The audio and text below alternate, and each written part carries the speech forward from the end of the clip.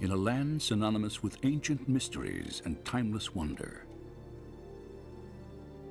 where the treasures of antiquity reveal glimpses of a glorious past. It is here, at the crossroads of biblical history and an extraordinary civilization, that one story still captivates the human imagination as perhaps no other ever told.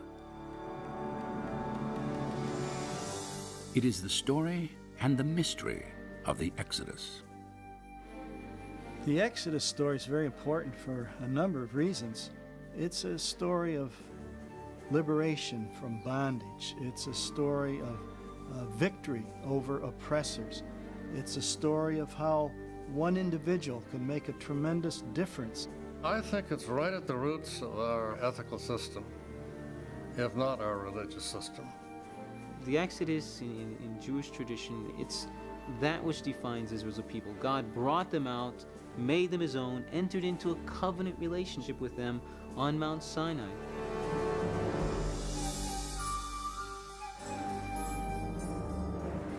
The Exodus story has endured for more than 3,000 years, and the power of its message and imagery is undeniable.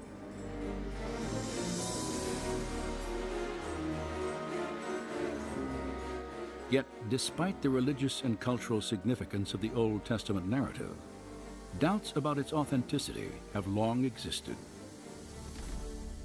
Scholars generally have rejected the historicity of the Exodus account, and this is because of this lack of direct evidence outside the Bible that would substantiate these events. And this is why you have, in scholarly circles, great skepticism about whether we can ever establish firmly a root of the Exodus, or even that there was an Exodus. The skepticism of the archaeological community has triggered many questions about the biblical narrative. Did Israel's exodus from Egypt actually occur? If it did, then why has so little evidence been unearthed? Were the people and events described in the biblical account real, or nothing more than elaborate fiction?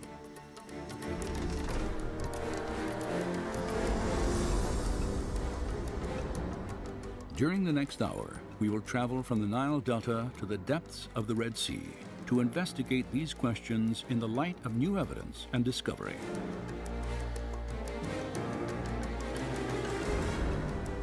On this journey, we will explore and test the biblical record.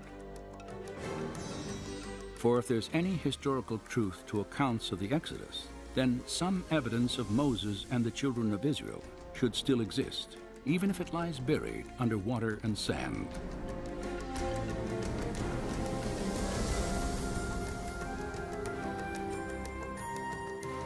Join us now as we probe ancient mysteries to examine the Exodus story against the testimony of science, history, and archaeology.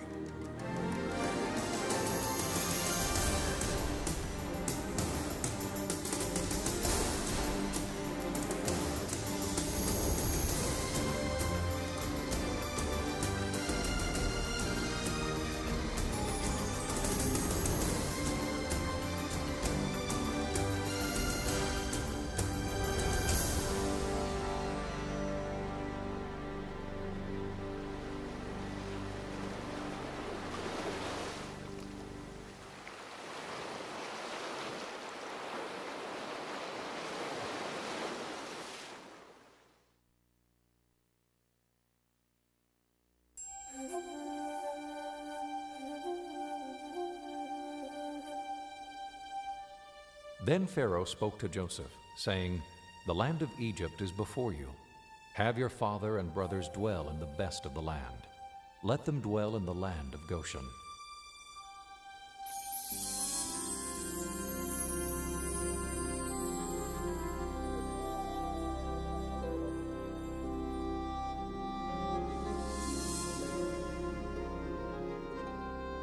Any attempt to weigh the historical validity of the Exodus must begin here, in the Nile Delta, the biblical land of Goshen. For according to the Scriptures, This is where Israel first settled in Egypt.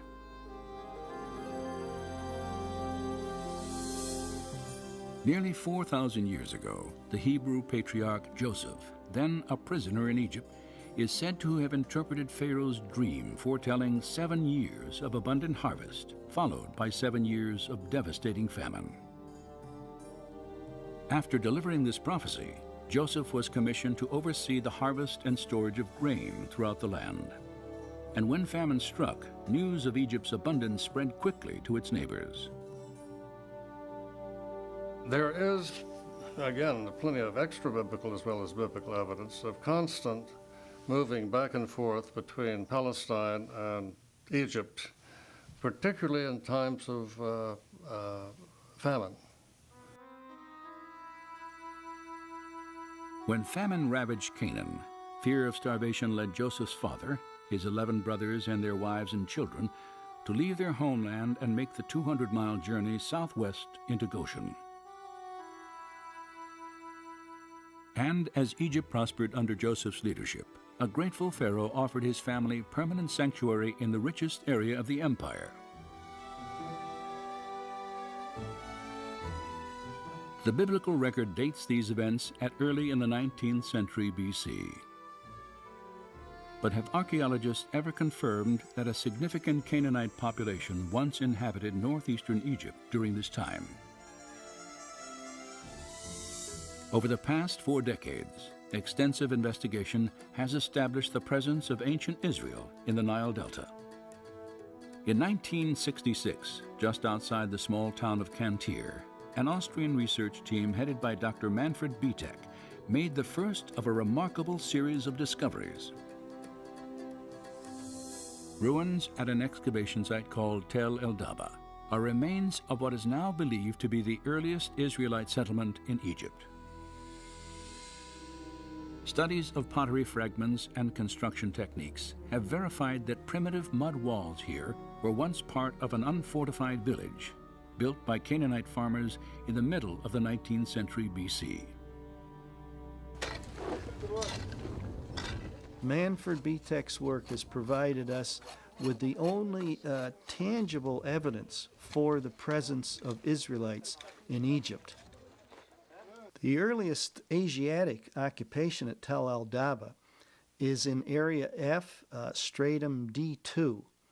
And this is a very interesting level because the people living there were pastoralists, living a very simple lifestyle. They had very small structures that they lived in, evidence for keeping animals in pens and so on.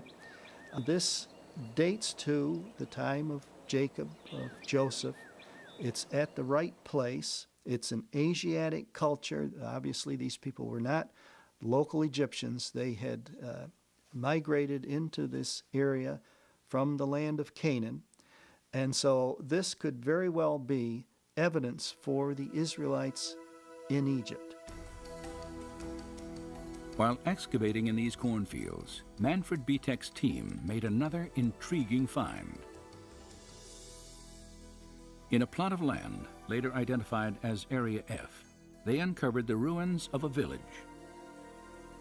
In this small village there in Stratum D2, dating to the time of Joseph, all the remains are Asiatic in nature. The material culture there is Asiatic, nothing is Egyptian. A map of the excavation site confirms its distinctly Israelite origins. And there was one house in particular which was larger than the other houses.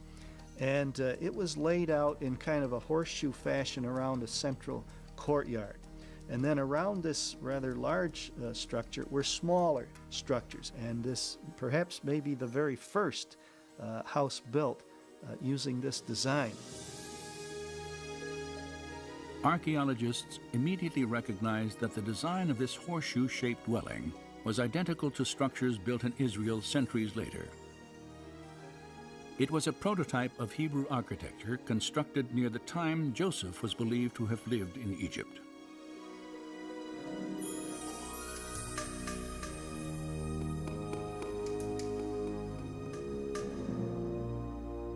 And Joseph died, But the children of Israel were fruitful and multiplied, and the land was filled with them.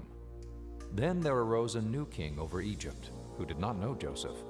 And he said, "Look, the people of the children of Israel are more and mightier than we. Come, let us deal with them, lest they join our enemies and fight against us."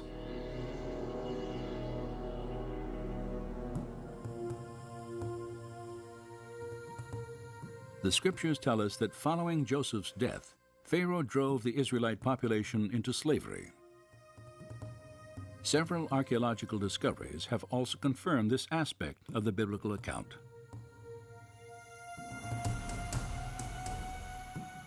Excavations throughout the Nile Delta have unearthed walls of mud brick resembling those the Bible states were once molded by the hands of Israelite slaves.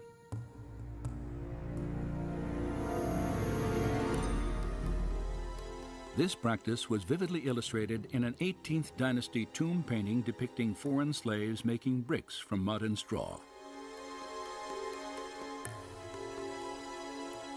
An inscription on the mural echoes the slave master's dreaded warning. "The rod is in my hand. Be not idle."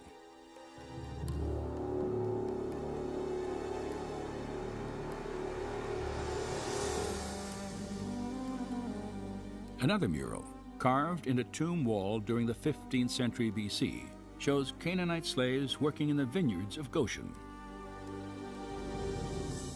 And fragments of the Brooklyn Papyrus, dating back more than 3,700 years, report the transfer of domestic slaves from one Egyptian owner to another. Each slave was listed by name. More than half the names noted were characteristically Hebrew.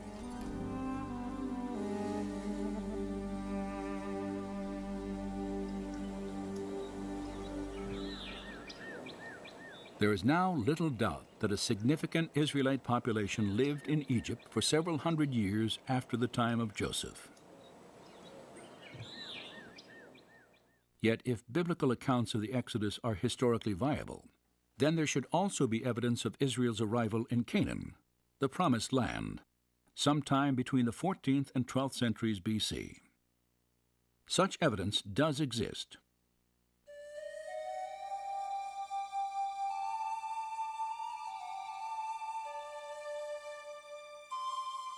More than 3,200 years ago, the pharaoh Merneptah ventured out of Egypt on a military campaign through the land of Canaan.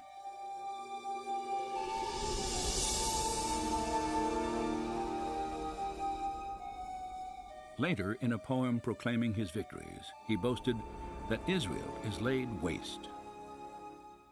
This inscription dates from about 1210 BC and establishes that the Israelites had arrived and settled in Canaan well before Merneptah's conquest at the end of the 13th century.